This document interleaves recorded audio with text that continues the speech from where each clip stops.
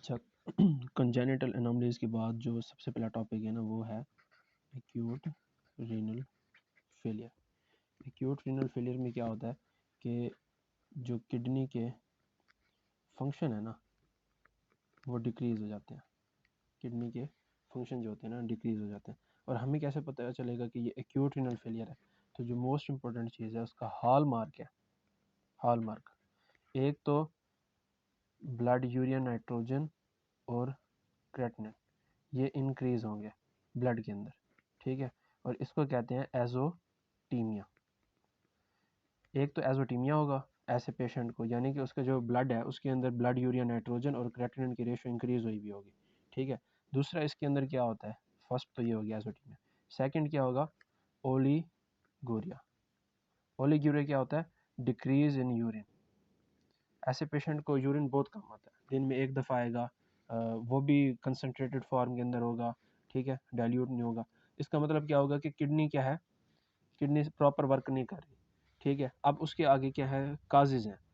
तो कुछ होते हैं प्री रीनल, कुछ होते हैं पोस्ट रीनल और कुछ होते हैं रीनल। इन तीनों को हम कहते हैं pre renal azotaemia, post renal azotaemia और रीनल एजोटीमिया। मीन्स के प्री रीनल एजोटीमिया क्या है कि फॉर एग्जांपल ये हमारी किडनी है, तो किडनी की तरफ जो ब्लड आ रहा है यहाँ पर कोई प्रॉब्लम है जिसकी वजह से क्या हो रहा है, एजोटीमिया हो रहा है। यानी कि ब्लड यूरिया नाइट्रोजन और क्रेटिनिन रेशियो जो इंक्रीज हो रही है उसमें किडनी का कोई रोल नहीं है, किडनी से पहले ही कोई इशू है जिसकी वजह से हमें एजोटीमिया हो रहा है, ठीक है। अच्छा, पोस्ट रीनल क्या है कि जो किडनी से यूरिन जा रहा है आगे यूरेटर के अंदर या फिर नीचे जो ब्लेडर है, ब्लेडर के अंदर कोई इशू है, कोई ऑब्स्ट्रक्शन है, स्टोन्स वगैरह, उनकी वजह से एजोटीमिया, ठीक है। किडनी की वजह से नहीं है, रीनल नहीं है। तो ये होगा पोस्ट रीनल एजोटीमिया। सबसे पहले हम देखते हैं pre renal azotaemia. Pre renal azotaemia, ठीक है, कि प्री रीनल एजोटीमिया में क्या होता है। इसके अंदर क्या होगा, सबसे पहले काजेज।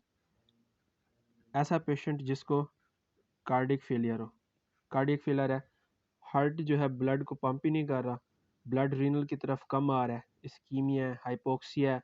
जब ब्लड कम होगा आपको पता है जीएफआर क्या हो जाएगा, कम हो जाएगा।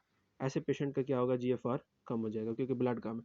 इसके अलावा अगर हम देखें काजेज में कार्डियक फेलियर के अलावा क्या हो सकता है, ऐसा पेशेंट जिसको ब्लीडिंग है जीआईटी के अंदर, इंटरनल ब्लीडिंग है। अब उसका बहुत ज़्यादा ब्लीडिंग है, ब्लड लॉस हो रहा है, जिसकी वजह से रीनल ब्लड क्या हो रहा है, डिक्रीज, उसकी वजह से क्या हो रहा है, जीएफआर डिक्रीज, ठीक है। तीसरी अगर हम काज देखें तो वो क्या हो सकती है, डिहाइड्रेशन।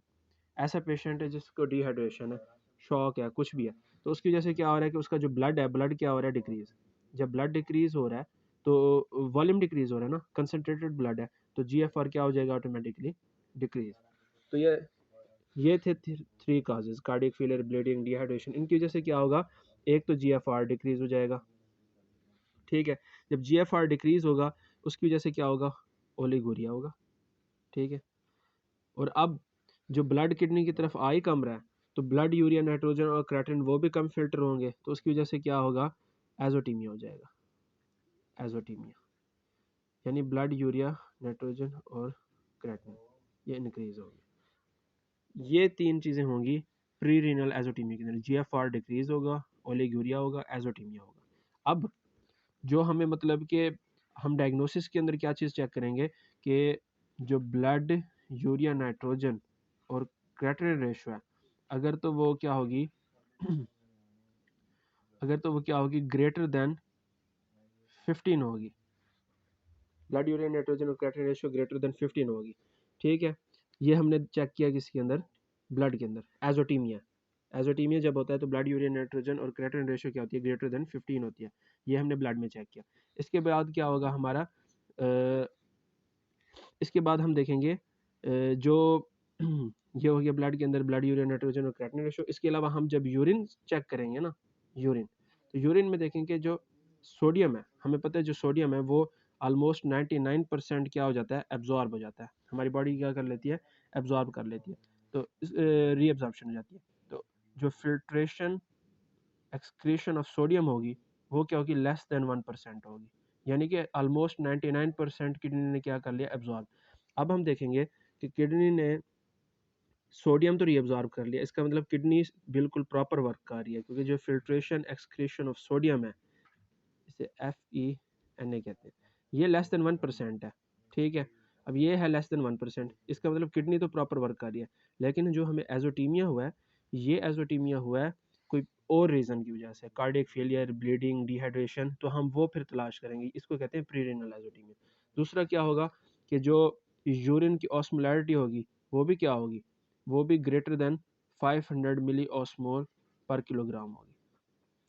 तो इन दो चीज़ों की वजह से जब हम यूरिन में देखेंगे कि एक तो इसकी ऑस्मोलैरिटी जो है ना ये 500 मिली ऑस्मोल पर किलोग्राम से ज़्यादा है, और फिल्ट्रेशन एक्सक्रीशन ऑफ सोडियम ये भी क्या है, लेस देन 1% है, तो हम कहें कि किडनी प्रॉपर वर्क कर रही है, किडनी का कोई इशू नहीं है, ये कोई प्री रीनल इशूज़ हैं। तो उनमें फिर हमारे पास कार्डियक फेलियर है, ब्लीडिंग एंड डिहाइड्रेशन, ये थी pre renal azotaemia. Next video में हम देखते हैं पोस्ट रीनल एजोटीमिया।